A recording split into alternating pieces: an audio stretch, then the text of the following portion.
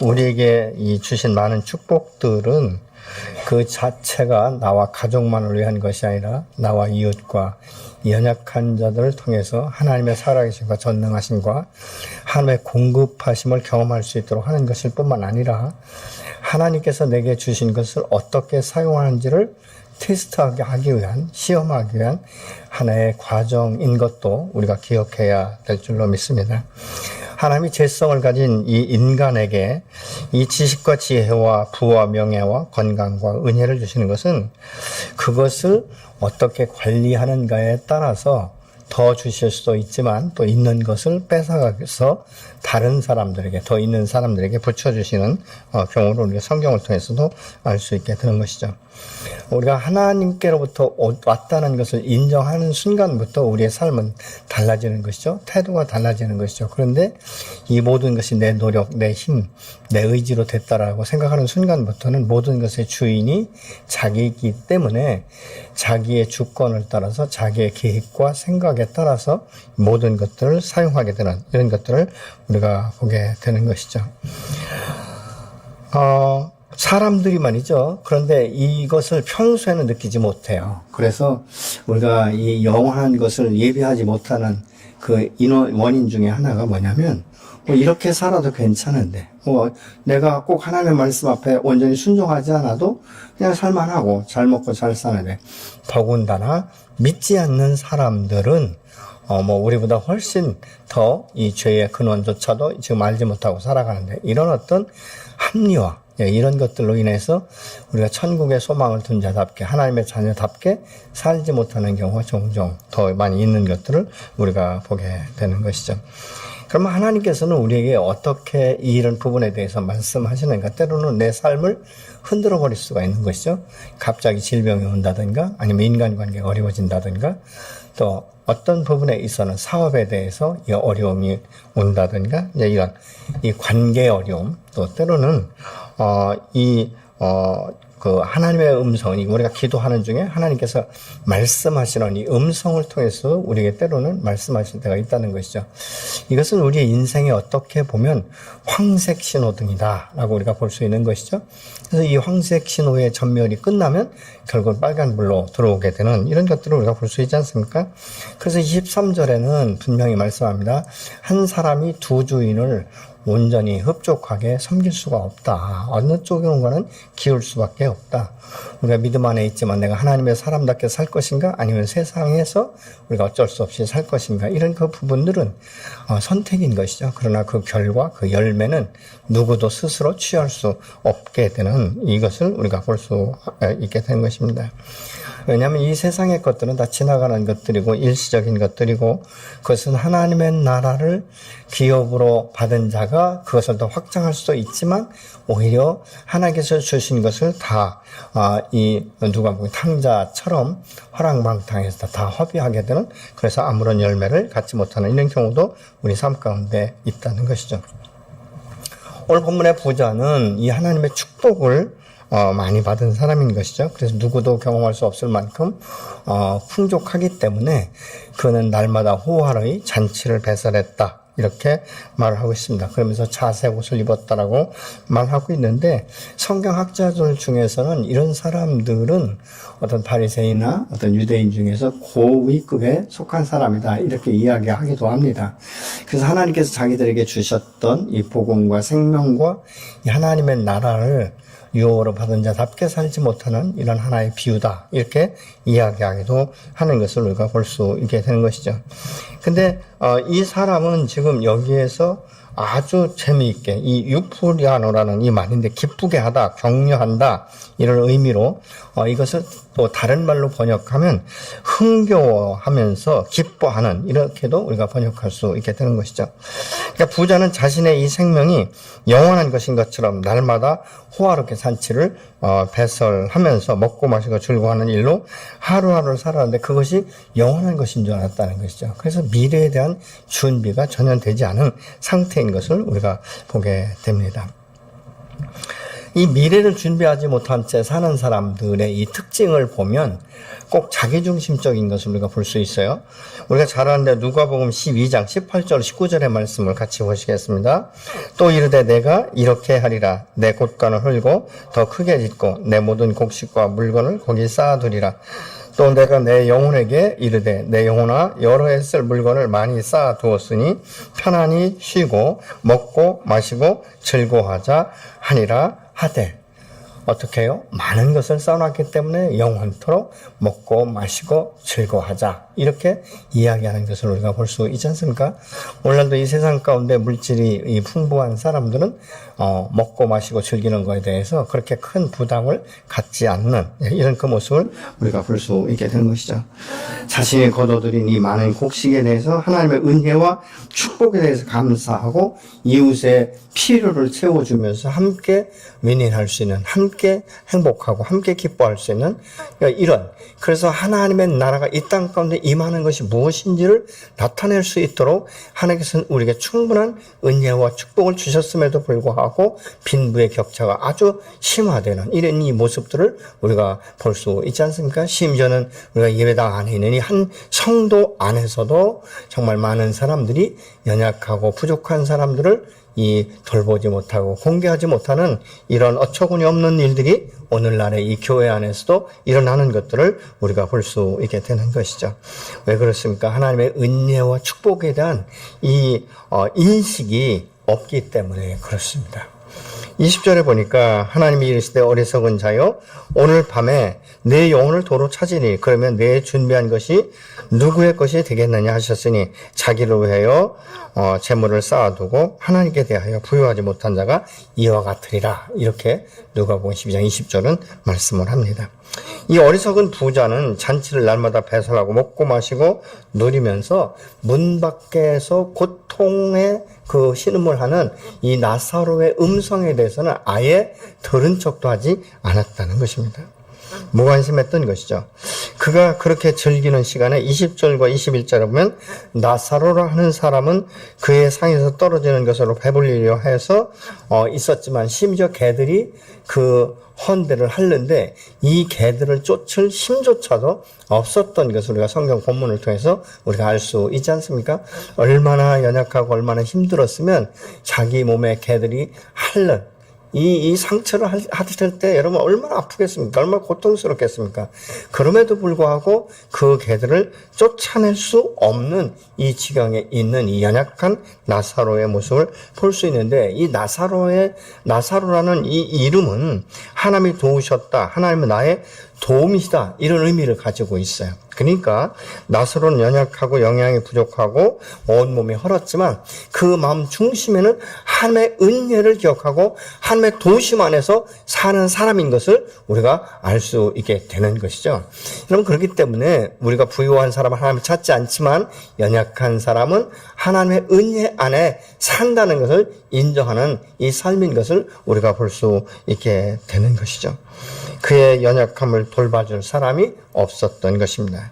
누군가에 의해서 잔치집 앞을 알았고 그 집에 가면 풍족하게는 못하지만 그래도 먹고는 살 수 있을 것이라고 해서 나사로를 그곳에 데려다 놨다. 이렇게 말하고 있지 않습니까? 그 부자의 집에서 그러나 돌보지 않기 때문에 이 헌대를 핥는 개들조차도 쫓을 수 없는 이런 힘이 없었다는 것이죠. 사실 우리가 유사한 것은 사도행전 3장에서 보면 성전 미문에서 앉아서 구걸하던 그 사는 무엇입니까? 나면서부터 안진뱅이였지 않습니까? 그래서 사람들에 의해서 그 들것에서 성전 미문 앞에까지 와서 구걸하는 신세가 된 것을 우리가 볼 수 있게 되는 것이죠. 이 부자의 삶의 특징이 있다면 남을 배려하지 않고 매일 자기 중심을 위해서 이 호화롭게 지내는 것으로 하나님이 주신 은혜를 다른 사람과 나누지 않는 굉장히 이기적인 이런 그 모습을 우리가 오늘 본문을 통해서 볼 수 있게 되는 것이죠. 자기들만 배불리 먹었다는 것입니다. 오히려 많은 사람들이 자기중심적인 삶에 집중하다 보니까 이웃에 대해서는 굉장히 인색합니다. 용납되지 않고 배려하지 않는 이런 부분들이 많이 있는 것들을 우리가 보고 있지 않습니까? 조금도 손해보려고 하지 않고 조금도 불이익을 당하지 않으려고 하는 이런 모습들을 우리가 보게 된다는 것이죠.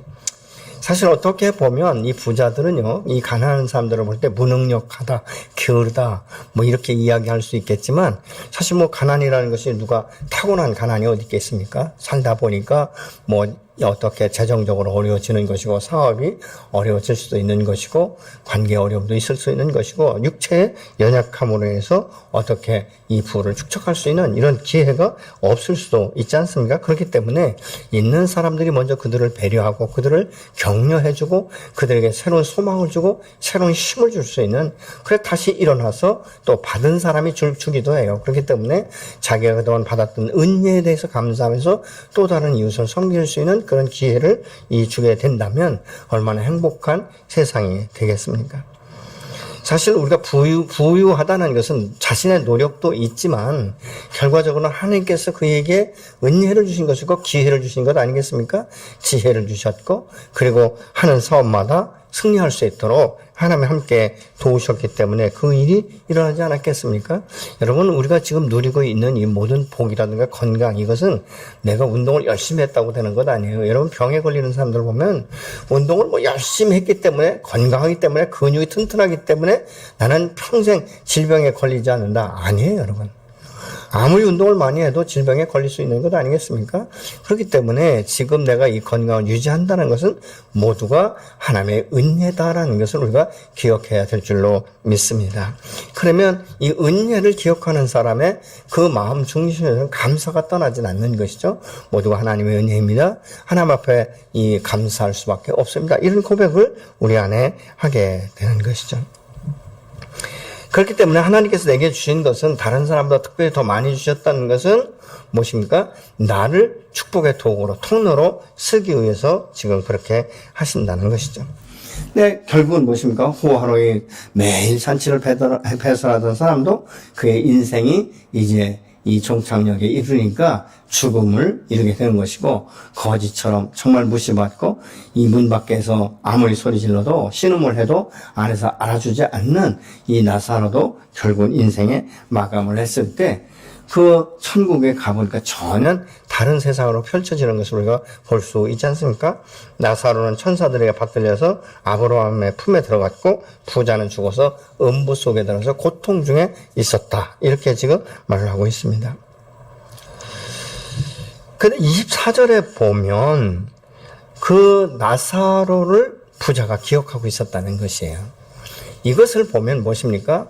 그가 아무리 호화롭게 잔치를 배설하고 날마다 그거 즐겼지만 밖에 나사로가 있다는 것을 기억했다는 것이죠.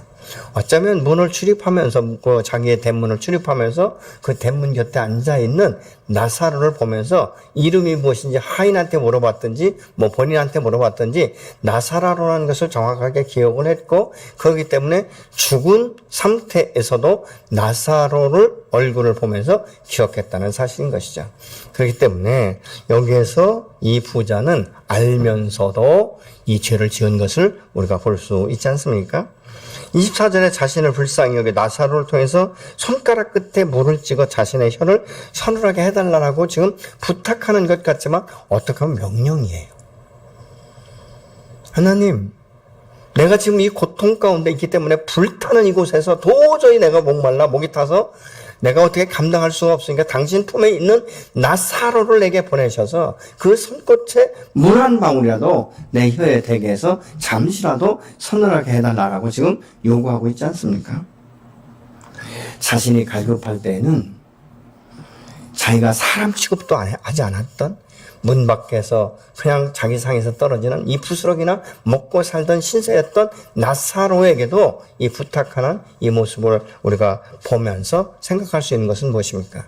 우리 이 땅 가운데 어떻게 살든지 그것이 중요한 것이 아니라 영원한 이 천국을 소망하면서 사는 사람이 어떤 삶을 살아야 되는지를 우리가 알 수 있어야 되는 것이지 않습니까? 그래서 하나님께서 말씀하시죠. 너는 평소에 얼마든지 먹고 마시고 많이 즐겼기 때문에 내 인생 그렇게 살지 않았느냐. 근데 나사로는 이 땅 가운데 나그네 길을 살면서 고난을 겪고 살았다라고 말하고 있습니다. 근데 어떤 학자들은 이 말을 이렇게 말합니다. 나사로가 이 고난을 겪은 것은 하나님의 돌보심 가운데 믿음을 지키기 위해서 당하는 고난이었다라고도 말하는 분도 있습니다. 우리가 어떻게 보면 사실 나사로는 작은 것에 만족할 수 있는 사람 아니겠습니까? 어떻게 보면 부스러기 은혜라도 받아서 자기 안에 하나님의 도우심이 무엇인지를 깨닫고 하나님의 은혜에 감사하면서 그 절에 머물러 있었던 이 삶인 것을 우리가 엿볼 수 있게 되는 것이죠. 여러분, 우리가 이 나그네 길을 살아갈 때 많고 적음이 아니라 하나님의 은혜를 우리가 기억하며 갈망하는 삶을 살아갈 때 우리의 마음 가운데 평안과 기쁨과 감사가 넘치게 될 줄로 믿습니다. 여러분, 이 은혜를 기억하는 사람은요, 소망이 있습니다.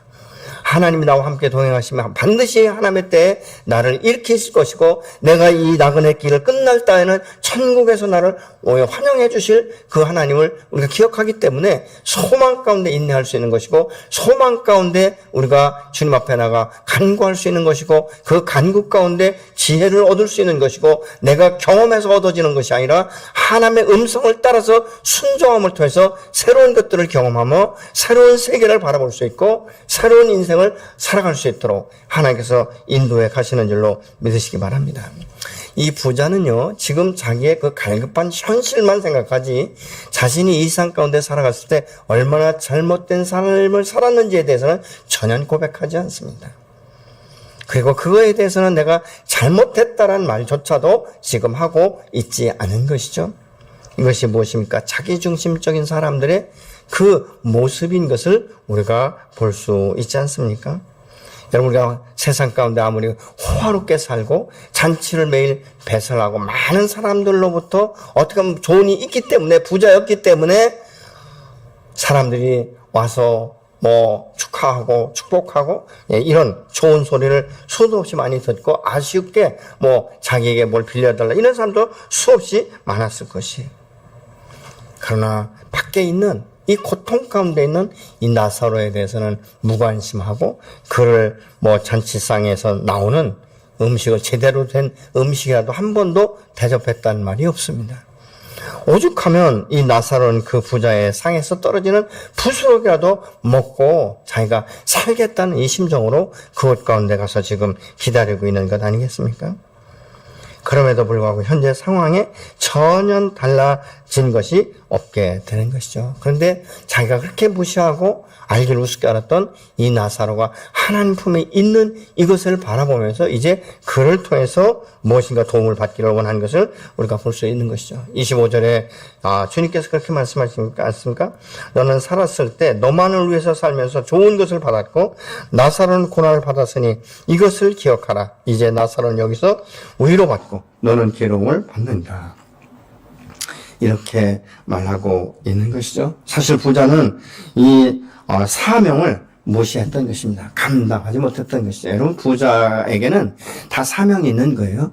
하나님께서 나를 부유케 하실 때는 그것은 은혜이고 축복이면서도 사명이 있는 것인 줄로 믿으시기 바랍니다. 여러분, 내게 있는 것, 그것은 도로 나만을 위한 것이 아니라 또 나와 이웃을 함께 사용하면서 하나님의 나라를 함께 확장해 나가는데 쓰임받을 수 있도록 하나님께서 축복해 주신 줄로 믿습니다.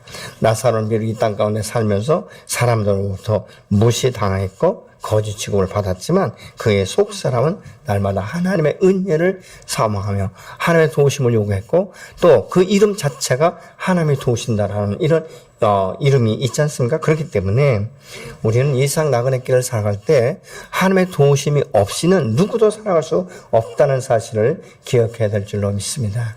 하나님의 은혜 안에 있을 때 아주 작은 것에 만족할 수 있고 작은 것에 우리가 기뻐할 수 있게 되는 것 아니겠습니까? 부자는 이것을 언제 알았습니까? 사후에서 알게 된 것이죠. 그 자기 삶에 대한 이 결과를 확인할 수 있었던 것이 인생의 이 생명이 있는 날 동안이 아니라 사후의 세계에서 그것을 깨달은 것이죠. 그리고 자기의 요구가 들어지지 않자 이제는 자기의 남은 형제들을 위해서, 가족들을 위해서 지금 아브라함에게 요구하는 모습을 볼 수 있지 않습니까? 아브라함이요, 정말 우리 가정 가운데 믿지 않는 형제들이 있는데 내가 와서 이곳에서 보니까 얼마나 고통 가운데 있는지, 그들도 지금 깨닫지 못하고 나와 같이 그냥 호화롭게 맨날 잔치를 배설하고 있을 것인데 그들에게 나사로를 보내서 좀 그들이 회개하고 결국 나 있는 곳에 오지 않게 해달라고 요청하고 있는 것을 우리가 성경을 통해서 알 수 있게 되는 것이죠. 우리가 이 삶 가운데 살아있을 때 사실은 천국에 쌓아두는 것은 무엇입니까? 마태복음 6장 20절의 말씀처럼 우리가 이 나그네 길을 준비하면서 점과 동록이 해하지 않고 도덕의 구멍을 뚫지 못하고 도둑질하지 못하는 이 천국에 많은 것들을 쌓아둬야 된다라고 분명히 주님은 말씀하고 있는 것이죠. 그는 계속적으로 자신의 문제에 대해서 말하지만 그것이 안 될 때 이제 이 형제 자매들을 위해서 보내달라고 말하는데, 신명기 30장 11절 14절에 보면요, 이 하늘에 이 복을 받고 생명을 얻는 것은 누가 하늘에 굳이 올라갔다 내려왔다고 해서 되는 것이 아니라 너희의 굉장히 가까운 곳에 있다라고 이미 말씀을 하고 있습니다. 그렇기 때문에 이 하나님의 말씀은 하나님 앞에 나가서 너가 그 명령을 듣고 순종하면 된다라고 말씀하고 있어요. 그래서 신명기 30장 16절을 보시겠습니다. 곧 내가 오늘 내게 명령하여 내 하나님 여호와를 사랑하고 그 모든 길로 행하며 그의 명령과 그의 법도를 지키라 하는 것이라. 그리하면 내가 생존하며 번성할 것이요 또 내 하나님 여호와께서 내가 가서 차지할 땅에서 복 주실 것임이라. 아멘. 먼 곳에 있는 것이 아니라 하나님의 말씀이 내 곁에 가까이 있다는 것이에요. 그래서 죽은 사람이 다시 깨어난다고, 기적을 본다고, 이게 예수 믿는 것이 아니라는 것입니다. 그렇기 때문에 우리가 이 상간에 살아있는 날 동안 하나님의 말씀을 깨닫고 순종하고 예수 그리스도 안에서 거듭나는 것은 지혜일 뿐만 아니라 하나님의 은혜요 축복인 줄로 믿습니다. 근데 신명기 30장 27절에 보면 그러나 믿지 않으면 그 결과는 영원한 죽음에 이르게 될 것이다라고 말씀을 하고 있는 것이죠. 여러분, 천국은 그렇기 때문에 기적을 보아야 가는 것이 아니라는 것이죠. 하나님의 말씀을 전하고 가르치는 자들을 통해서 그 말씀을 받고 깨닫고 순종을 통해서 하나님 나라를 유업으로 받는 이 삶이 되어져야 된다라고 말씀하고 있습니다. 여러분, 예수 믿고 구원받은 하나님의 자녀라면 하나님의 자녀로서 끝나는 것이 아니라 하나님께서 내게 주신 이 기업을 계속적으로 우리가 활용하고 확장시켜서 하나님께서 내게 주신 언약의 말씀들이 이루어지고 축복을 받고 풍성한 축복과 은혜 가운데서 또 다른 자들에게 함께 흘려보내며 그 지경을 넓혀가는 것이 바로 믿음의 사람들의 이 모습인 줄로 믿습니다. 여러분, 그렇기 때문에 예수 믿고 거듭난 사람들은 거듭난 것으로 끝나서는 안 되는 것이죠. 하나님 앞에 때로는 지혜를 구하고 그리고 좋은 사람 만날 수 있도록 또 구할 필요도 있는 것이죠. 그래서 만남의 축복도 받을 수 있는 것이고 하나님의 언약의 말씀을 붙들고 끝까지 기도해서 이 언약이 성취되는 것들을 바라보면서 이 땅 가운데 그 누구보다도 더 부유하고 풍성하고 형통한 삶을 살면서 그 목적이 나와 가족만을 위한 것이 아니라 이웃에게 흘려보내면서 하나님의 나라를 확장하고 주님의 영광을 드러내고 그 이름을 높이는 곳에 사용되어질 때 하나님께서는 저와 여러분을 통해서 더 큰 축복과 은혜를 베풀어 주시는 줄로 믿습니다. 그렇기 때문에 오늘 본문 31절에 보니까 이르되 모세와 선지자들에게 듣지 아니하면 비록 죽은 자가 살아간다 할지라도 믿지 않게 될 것이다. 이렇게 말하고 있지 않습니까? 그렇기 때문에 믿음은 하나님의 말씀을 들으면서 생기면서 은혜는 작은 푸스럭이라도 받을 때 우리가 감사하고 사모하고 그 말씀 앞에 순종하면서 이 하나님의 뜻을 따라 살아갈 때 형통케 될 줄로 믿습니다. 저와 여러분의 삶의 지경도 더 확장되어지고 확대되어지며 풍성케 되어질 줄로 믿습니다. 그래서 우리가 이 밤에 다시 생각할 것은 하나님이 주신 은혜와 복을 나는 어떻게 인정하고 누리고 사용하면서 살고 있는가 좀 다시 한번 바라보는 시간이 되었으면 좋겠습니다. 여러분의 삶에 정말 막힘없이 흘러가는 이 하나님의 축복의 통로로 세워지는 이 밤이 되기를 예수님으로 축원합니다. 그래서 우리가 흘려보낼 때 더 많은 것들을 채우시고 더 많은 것들을 경험하게 하시고 더 풍성한 삶과 은혜를 경험하게 하시는 이 하나님.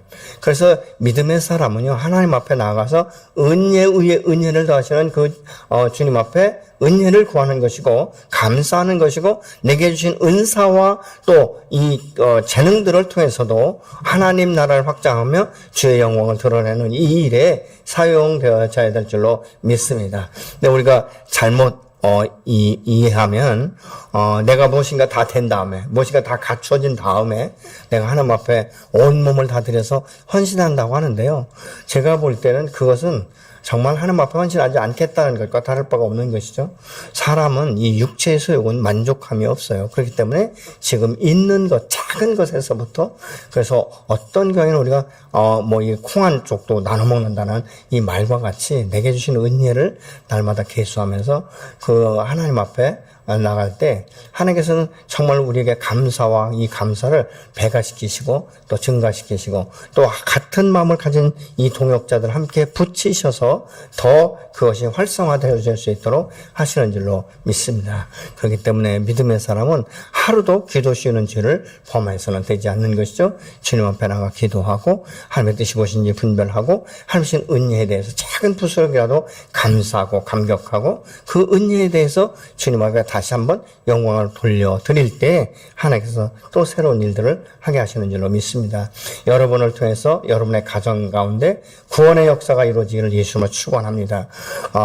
그래서 이 부자와 같이 정말 나중에 음부에 가서 이 지옥에 가서 무엇을 찾을 것이 아니라 지금 내가 살아있는 동안에 기회가 있는 동안에 우리 가족 구원의 역사를 위해서 우리가 힘써 기도해야 될 줄로 믿습니다. 하나님은 여러분 한 사람을 세우실 때는 여러분을 통해서 여러분의 가정에 문을 열고 구원의 그 문을 통해서 주 예수를 믿으면 나와 내 집에 구원 얻는 하나님의 약속의 말씀이 이루어질 뿐만 아니라 복인의 삶을 살아갈 수 있도록 오늘 또 여러분들을 축복하시고 세워주신 줄로 믿습니다.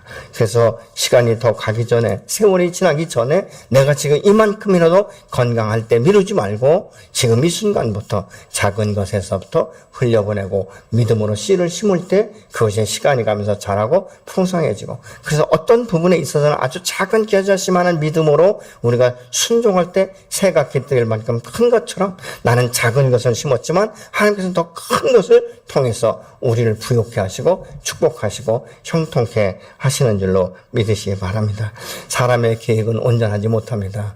그렇기 때문에 그 계획을 다 완성하고 이후에 무엇을 하겠다가 아니라 그 계획은 계획대로 진행하지만 내게 주신 지금 현재의 이 모습에서 내가 주님 앞에 나갈 것이 무엇인지를 먼저 바라보면서 나아갈 때 하나님은 그 마음을 보시고 축복하시고 복의 복을 더하시고 은혜를 더하시며 하나님의 도우심이라고 말했던 이 나사로를 도우셨던 그 하나님께서 오늘도 저와 여러분을 도우시고 새롭게 세워가시는 줄로 믿습니다.